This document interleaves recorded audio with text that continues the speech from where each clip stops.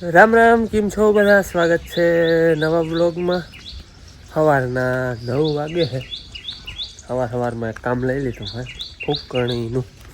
ફૂકણી આપણે તૈયાર કરવી છે. તૈયાર જ છે, પણ આપણે ધાણાનું બધું ફિટ કરવું છે.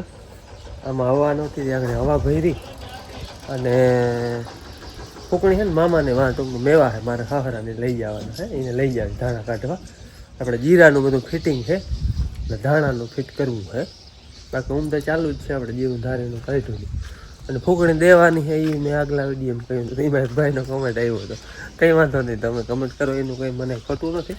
એ કે ભાઈ ભંગારમાં લઈ દો. એ કે હવે હા એ તો હું તો ભંગારમાં દઈ દઈ, એવું કંઈ નથી કંઈ. પણ અમુક વસ્તુ એવી હોય કે ભંગારમાં જડે ને એ બીજે ક્યાંય ન જડે. એવું ના હોય કે આપણે ભંગારમાં નાખી દેવાનું હોય, બીજા કોઈને કામ ના આવે, ઘણાને ઉપયોગી આવી જતી હોય. એટલે આ છે ને મામાને લઈ જવાના છે ધાણા કાઢવા. એ ફિટિંગ કરવું છે બધું, ધાણા સેટિંગ બધું ખોલ્યું કાઢ્યું, પટ્યું કતર એ બધું બદલાવાનું છે. ટૂંકમાં આખી ફૂકણી ફેરફાર કરવાનો છે. સવારમાં એ કામ લઈ લીધું. એકવાર તો હવા નહોતી તો હવા ભરી.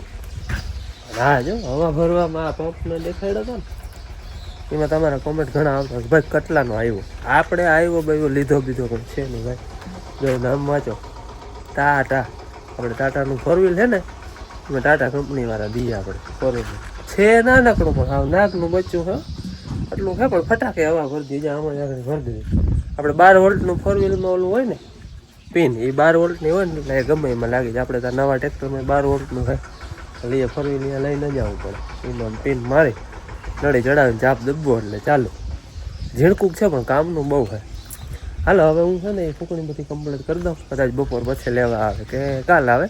એને ધાણા કાઢવાના છે, મેથી છે, મોરથી ધાણા કાઢવા છે. મારે ફૂકણીમાં કામકાજ હાલે, બધું ખોલી નાખ્યું હોય. કટર બદલાવામાં થોડીક વાર લાગે.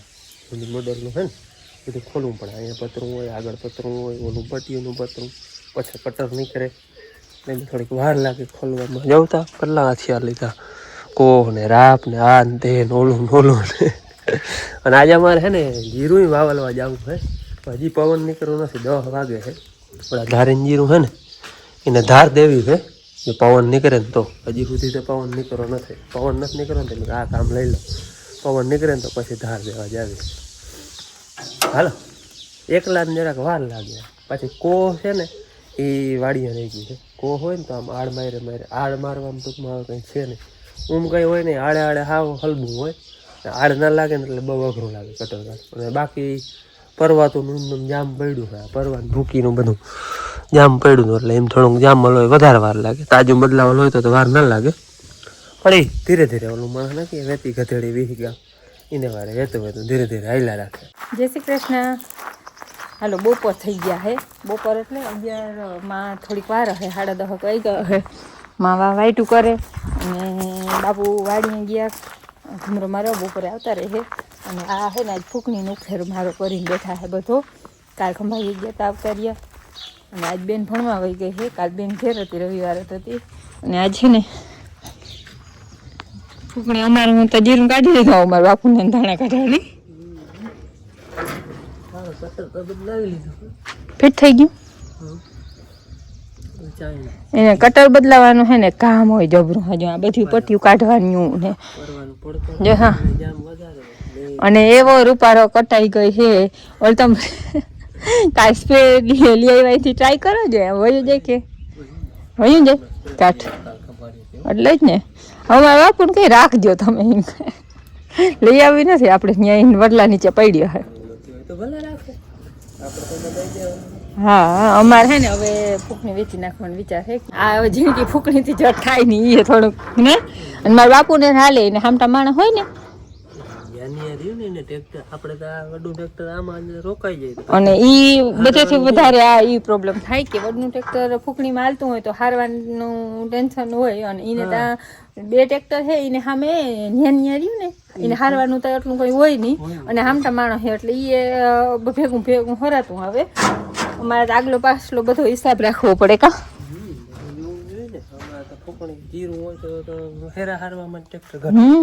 અને ભર અને હા ભર ઉપાડવામાં જોઈએ. હા હાલે હલવી હવે આપણે ટૂંકમાં હવે છે ને એની આના મન હવે આમ એમ થઈ ગયું કે હવે ફૂકણી નથી મન ઓલું થઈ ગયું. નવી લઈ લીધી એવું બધા દાદરાણા. ઓહો હા મોહરીભાઈ લઈ લીધી એટલે આમું દેખાય ને એટલે નથી ગમતી, બંગલા દેખાય ને એટલે ઝૂંપડું નથી ગમતું. નકર બંગલા ના હોય ને હા એવું જ બીજાના બંગલા જોઈને કે આપડી ઈ છે ને આપડી આ ઝૂંપડી જ છે રૂપારી.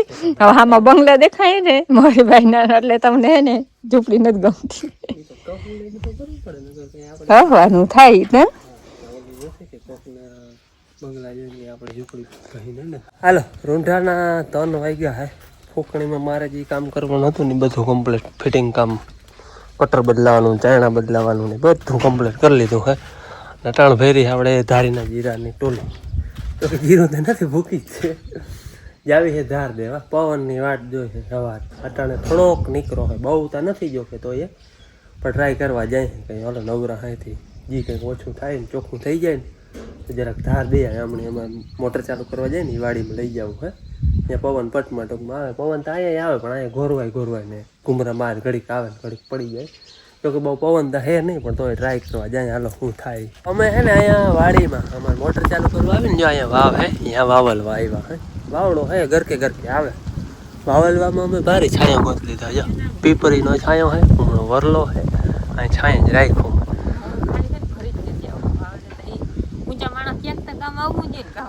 બધાને અલગ અલગ ખાસિયત હોય ને.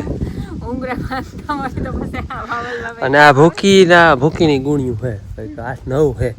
એમાં અધોઅધ જીરું હે. જોવા 2 ગુણી વાવલી એમાંથી 1 ગુણી ભૂકી નીકળી જાય ને 1 ગુણી આવું જીરું હે. જો આ જીરું છે જો કે હા, પણ ઝીણો દાણો ને મિક્સિંગ એમ હે.